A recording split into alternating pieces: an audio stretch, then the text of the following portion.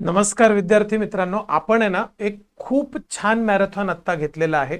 या मॅरेथॉन मध्ये आपण खूप सारे टॉपिक्स कव्हर केले, ज्याच्यामध्ये आपण सगळे उठाव म्हणजे सिव्हिलियन अपरायझिंग म्हणून जे अपरायझिंग्स आपण बघतो ते सगळे अपरायझिंग, अगदी पार संन्याशांच्या उठावांपासून तर सगळे उठाव आपण केले. लक्षात, अगदी महाराष्ट्रातल्या रामोशांच्या उठावांपर्यंत आपण आलो.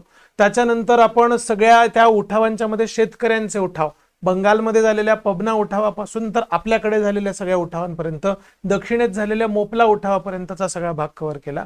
आदिवासींचे उठाव, त्याच्यामध्ये संथाल, हो, मुंडा, सगळे उठाव जे आहेत ते कव्हर केले. आणि सगळ्यात महत्त्वाचं म्हणजे सैनिकांचे उठाव सुद्धा आपण या आजच्या सिरीज मध्ये कव्हर केलेले आहेत.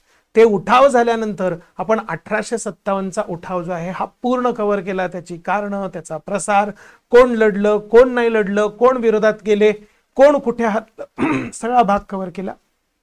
त्याच्यानंतर आपण आपल्या भारतामध्ये राष्ट्रीय सभेच्या आधी स्थापन झालेल्या संस्था, ज्या बंगाल प्रांतात स्थापन झाल्या होत्या, ज्या मुंबई प्रांतात स्थापन झाल्या होत्या, ज्या मद्रास प्रांतामध्ये स्थापन झाल्या होत्या, अशा सगळ्या संस्था ज्या आहेत त्या सुद्धा कव्हर केल्या. प्रचंड मोठा भाग जो आहे हा कव्हर केलेला आहे. हाय यील्डिंग पार्ट ज्याला आपण म्हणतो इतिहासाचा, तो पार्ट आपण कव्हर केला. ह्याच्यामधून तुमचे निदान 6-7 मार्क्स जे आहेत ते कव्हर व्हायलाच पाहिजेत अशी माझी खात्री आहे. तुमचा अभ्यास अशाच पद्धतीने तुम्हाला करायचा असेल तर हा मॅरेथॉन आवर्जून पूर्ण बघा. जर बघितला नसेल तर पूर्ण बघा, जर बघितला असेल तर रिव्हिजन जेवढी जास्त करता येईल तेवढी जास्त करा. तुम्हाला पीडीएफ मिळालीच असेल, ती पीडीएफ डाउनलोड करा आणि त्याच्यामधून रिव्हिजन करत राहा. All the best. छान अभ्यास करा, छान रिझल्ट आणा. जय हिंद, जय भारत.